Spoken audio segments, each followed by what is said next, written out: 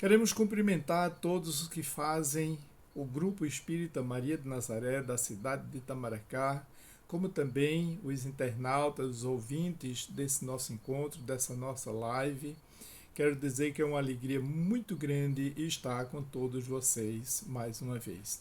Agradeço ao honroso convite e aqui estamos. Mas para iniciar, nós vamos fazer uma prece, rogar a assistência de Deus, de Jesus, dos amigos espirituais, para que a nossa conversa seja amparada por eles. Então vamos elevar os nossos pensamentos e rogar.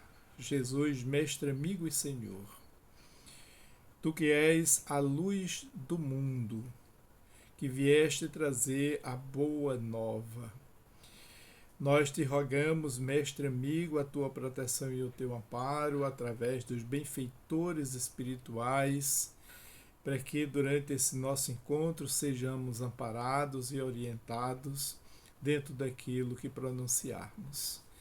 Queremos agradecer pela oportunidade de conhecer essa doutrina.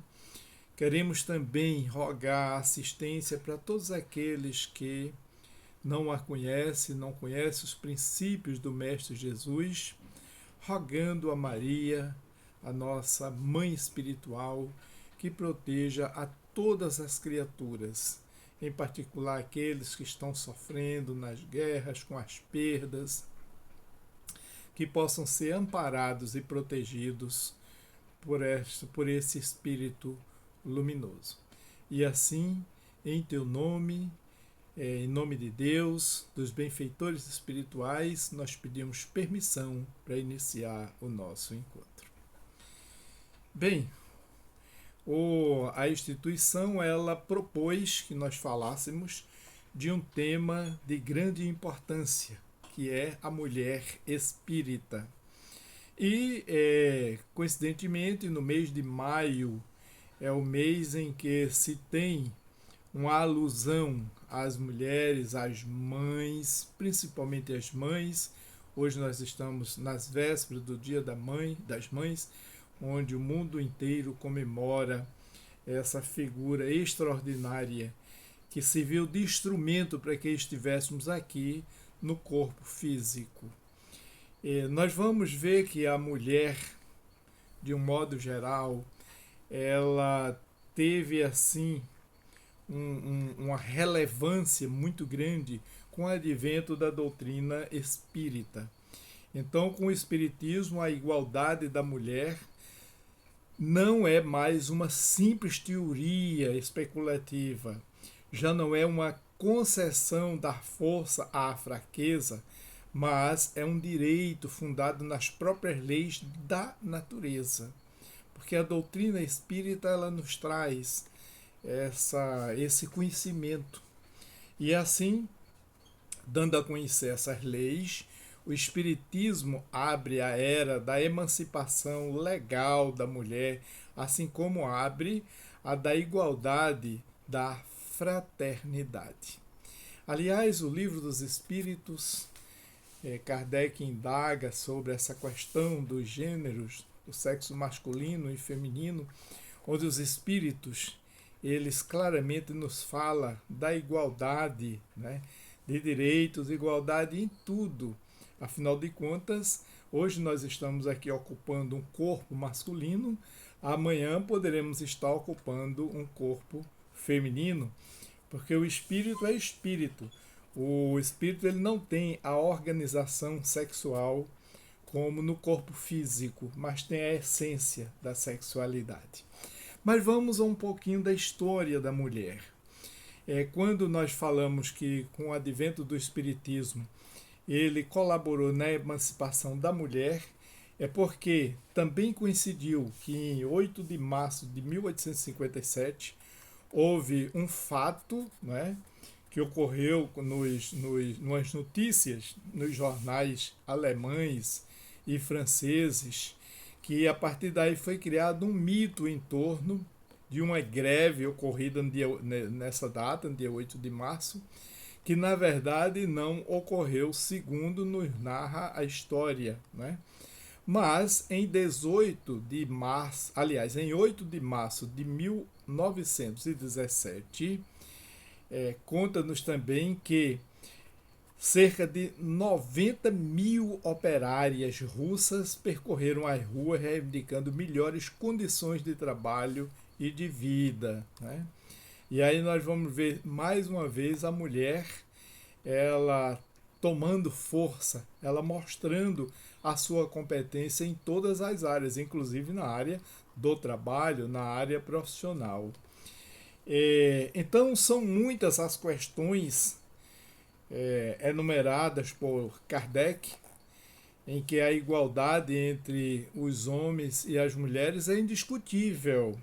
A lei humana, para ser equitativa, deve consagrar a igualdade dos direitos do homem e da mulher. Os sexos, além disso, só existem na organização física. Nós vamos ver lá em O Livro dos Espíritos, quando pergunta: o espírito tem sexo? E a resposta é: não como vos entendeis. Ou seja, a organização masculina e feminina está no corpo, mas a essência da sexualidade está no espírito, né? A doutrina espírita, nós podemos dizer que ela é a porta-voz da espiritualidade, né? E aí nós vamos ver que a mulher, ela foi muito útil na questão da elaboração da codificação espírita. Percorrendo a história do espiritismo, nós vamos ver os primeiros fenômenos espíritas ocorridos por volta de 1847, quando da chegada das irmãs Fox para morarem lá em Hydesville, nos Estados Unidos. E todos nós sabemos a história lá do barracão mal assombrado. E essas médiums, ou essas meninas, uma de 7 anos, a outra de 10, aí vejam, além de mulheres, meninas, adolescentes, quando a mulher já não tinha muita vez, não era escutada, e mais uma criança. Elas serviram de instrumentos para desvendar um grande problema. A questão lá de Hydesville, do barracão, né, daquele espírito que vivia lá, a gente diz perturbando, né, mas querendo se manifestar através das pancadas, através de toda aquela história da doutrina espírita que nós conhecemos, das irmãs Fox, junto com o senhor Joan e Dona Fox e Margaret Fox, né, onde se instalaram nessa modesta casa, lá nesse vilarejo, e foram eles que, depois de já ter passado várias pessoas que não conseguiram ficar lá, eles ficaram e desafiaram as questões, né? Então nós vamos ver também que na segunda edição de O Livro dos Espíritos, 2 mulheres contribuíram sobremaneira com Kardec no conteúdo da codificação como médiuns, que foi Ruth, Celine e Jafet, e as irmãs Dufour, né, que contribuíram. Assim, outra figura que nós não podemos esquecer é a senhora Allan Kardec, que deu todo o seu apoio, ou o apoio fundamental a Hippolyte Léon Denis Rivaio, inclusive colaborando na correção dos textos. Ela era pedagoga, né? Amélie Gabrielle Boudet, a esposa de Hippolyte Léon Denis Rivaio, Allan Kardec, onde ele contou com todo o apoio da esposa, né? Nós vamos ver ainda outras mulheres se destacando, sobre Joana d'Arc, né? Vale destacar que no capítulo 31 do Livro dos Médiuns, nós vamos ver que ela está presente no item 12, esclarecendo sobre o exercício da mediunidade e alertando sobre um sentimento que deve ser observado e corrigido, no caso, o orgulho. Nós vamos ver que no Brasil várias mulheres se destacaram nos primórdios do Espiritismo. Com quem é que não conhece as obras de Zilda Gama, que no Brasil, em 1878, né? Em Três Ilhas, no Amazonas, a grande antecessora de Francisco Cândido Xavier, uma das médiuns mais conhecidas no Brasil. Talvez hoje pouca falada no movimento espírita, mas que ela teve uma atuação como médium muito grande no Brasil. Nós vamos ainda ver, né, outra mulher chamada Ana Rabelo Prado, natural de Parintins, no Amazonas, é a primeira grande médium de materialização no Brasil, na época em que eclodiu a questão das materializações. Hoje já não se vê mais, mas houve uma necessidade dos espíritos mostrarem que eles existem através das materializações para aqueles que são incrédulos. Nós vimos também a incansável dama da ciência e da espiritualidade na área médica, conhecida no Brasil, Marlene Nobre, lá de São Paulo, que atuou nas associações médicos espíritas, nas AMES do Brasil, vendo a questão da medicina e da espiritualidade, que hoje ainda está assim um pouco, não muito bem divulgado, mas já existem as ADES, os médicos espíritas, vendo a importância da saúde e a espiritualidade, ou do tratamento médico associado às questões espirituais. Eu diria não só na questão da obsessão, mas da espiritualização do indivíduo, para que ele obtenha a cura nas suas doenças, questões emocionais, etc. Outra figura que também se destacou, que foi considerada assim uma das maiores médiuns que se tem conhecimento no Brasil, é Ivone do Amaral Pereira. As obras dela são maravilhosas. Inclusive tem uma que se destaca na questão dos suicidas. Ela era um médium assim que se desdobrava em espírito e ela ia no local das cenas. Quer dizer, era um médium que via tudo o que acontecia, e isso é um sofrimento muito grande para o médium. Você vê aquilo que não faz muito bem, mas ela ia, né? Teve ainda como destaque no Brasil, aqui no Nordeste, Alta de Souza, uma jovem, né, poetisa, que contribuiu com as poesias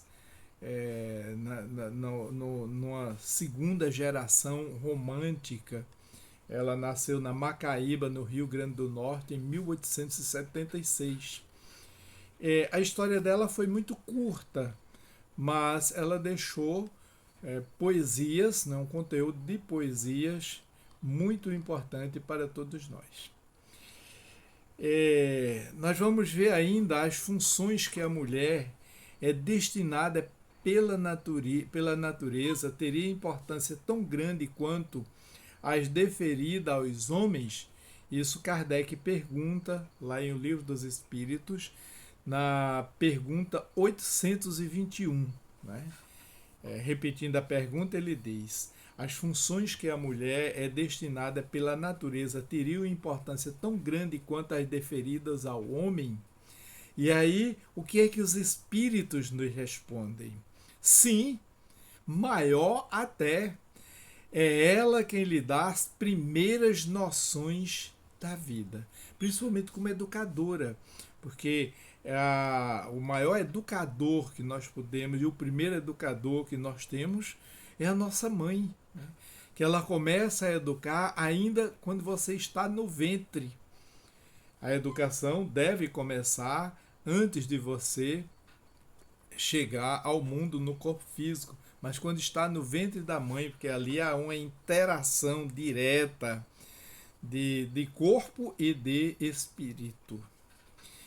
E aí nós vamos vendo na nossa história das mulheres, né? Vamos agora voltar para o nosso estado, para Pernambuco. Em Pernambuco, as mulheres tiveram grande destaque no movimento espírita. Nós temos ainda hoje, né, um evento, o mais longo evento do nosso estado foi criado pelas mulheres, numa época difícil, onde a mulher não tinha vez e voz, onde a mulher não podia ir à tribuna. Nos templos religiosos, só quem falava eram os homens, até por conta da tradição das religiões mais antigas, que eram direitos só dos homens. E as mulheres espíritas, elas tiveram a coragem de enfrentar, de ir às tribunas, de falarem. E o evento mais antigo que nós conhecemos, chamado de SMEP, Semana da Mulher Espírita Pernambucana, foi criada por uma grande espírita, um baluarte do movimento espírita estadual, Elizabeth Cavalcante, ou Dantas Cavalcante, Dona Niná, conhecida como Dona Niná. Ela foi fundadora de uma das mais antigas instituições aqui do nosso estado, o Núcleo Espírita Investigadores da Luz. Dona Niná era uma pessoa que não tinha assim conhecimentos acadêmicos, mas ela era uma administradora, ela era uma líder, ela era carismática, ela sabia envolver as pessoas, inclusive os jovens. Dona Niná, ela conseguia arrebanhar os grupos de jovens, a movimentar a juventude e levá-las ao conhecimento da doutrina espírita.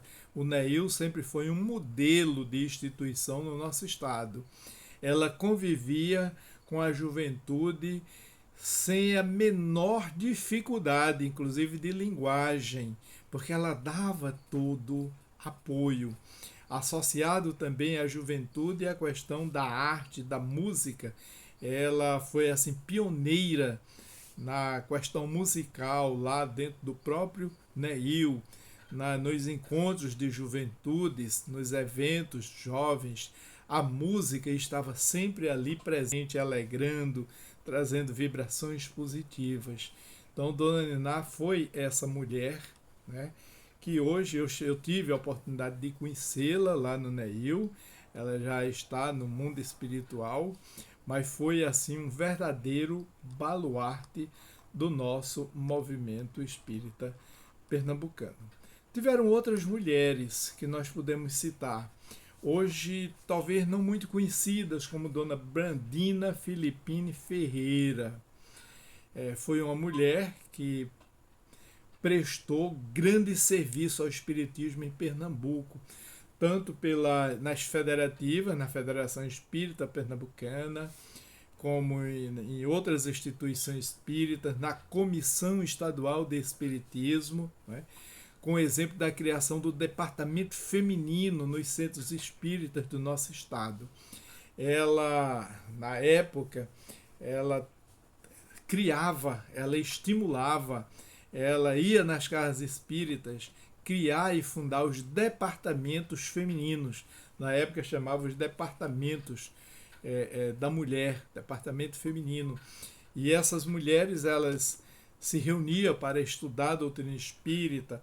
Era muito voltado também para a ação social, ação e promoção social espírita dentro das instituições, uma vez que a nossa doutrina ela é rica nessa questão do trabalho de assistência e promoção social. E as mulheres sempre estavam assim, até hoje ainda existem casas que têm o departamento feminino, as mulheres ali trabalhando. E não era só para fazer ação social, era para o uso da tribuna, para os estudos, para as viagens, sair aí pelo estado de Pernambuco, é muito importante.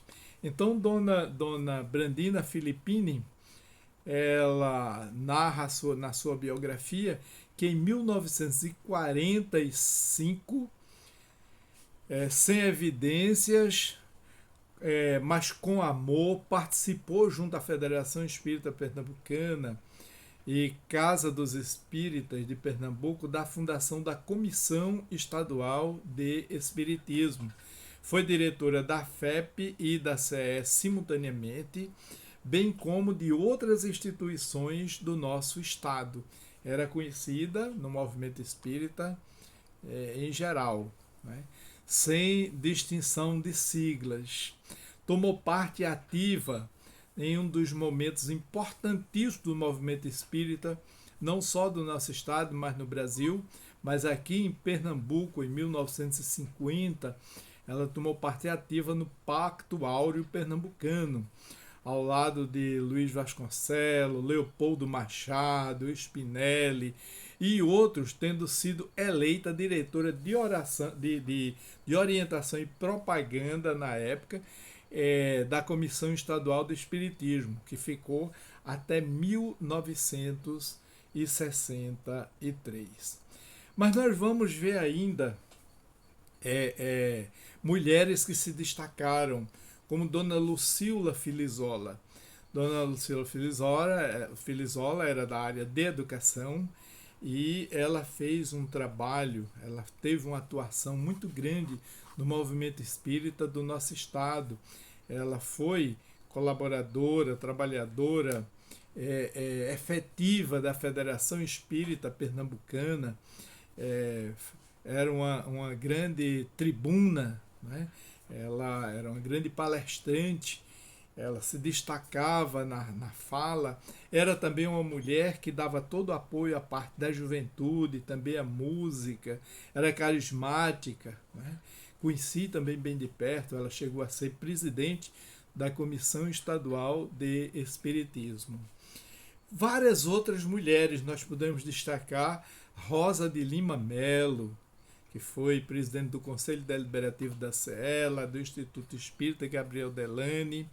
Eu não sei se nossos ouvintes chegaram a conhecê-la na tribuna, mas as palestras de Rosa de Lima eram assim, encantadoras, né? Ela tem uma facilidade de verbalizar, de se expressar, de repassar o conteúdo doutrinário com muita firmeza, com muita segurança, com bases na codificação. Foi uma grande trabalhadora. Ainda continua no corpo físico, mas hoje já assim bem doentinha, já não está mais atuando, né, no movimento. Ela foi também coordenadora da Semana da Mulher Espírita de Pernambuco, logo depois que Dona Niná partiu para a espiritualidade. Ela ficou coordenando a Semana da Mulher Espírita até anos atrás, né? Tivemos também outra Rosa de Lima, outra Rosa, né? Muito atuante no movimento espírita, Rosa Miranda. Dona Rosinha, chamada carinhosamente de Dona Rosinha, ela fundou o Centro Espírita, deixa-me ver, Casa de Ismael, lá em Itapissuma. Ela tinha um trabalho voltado aos presídios, ela fazia reuniões, ela ia para dentro dos presídios, ela era assim aplaudida pelos detentos, porque quando ela chegava com aquele carinho de mãe, muito embora ela não fosse mãe materna do ventre, né? Mas Dona Rosinha, ela tem um espírito materno. E ela sentava com aqueles detentos ali, conversava com eles, orientava. Quando ela chegava, era uma festa. E as pessoas respeitavam muito Dona Rosa Miranda, né? Dona Rosinha. Tive também a oportunidade de conhecê-la bem de perto, quando nós estávamos lá no Instituto Espírita Allan Kardec, lá Ceci Costa. Falando de Ceci Costa, também foi outra grande mulher. O nome dela de batismo não era Ceci Costa, era Argemira, eu não lembro o restante do nome, mas foi uma grande médium, trabalhava com crianças, Ela atuou na Federação Espírita Pernambucana durante muitos anos, até quando desencarnou, isso ainda no século passado, né? Hoje, ainda no corpo físico, nós destacamos Ivanira Miranda, que é lá do Vicente de Paulo, um grande tribuna. Ela foi criadora dos grupos de jovem espírita, criou a Semana do Jovem Espírita Pernambucano, existente também até hoje, na mesma época da Semana da Mulher Espírita, por volta de 1967, por aí. A Semana do Jovem Espírita já tem mais de 50 anos. E Ivanira, ela conseguiu criar os grupos jovens, o movimento jovem do nosso estado. Ela arrebanhava grandes grupos que viajavam para outros estados, para os congressos de juventude. Ela, uma jovem muito atuante, e fez um trabalho maravilhoso nessa área de infância e juventude, né? Bem, nós queremos já encerrar a nossa conversa e eu gostaria de encerrar com uma frase, né, voltada para a mulher.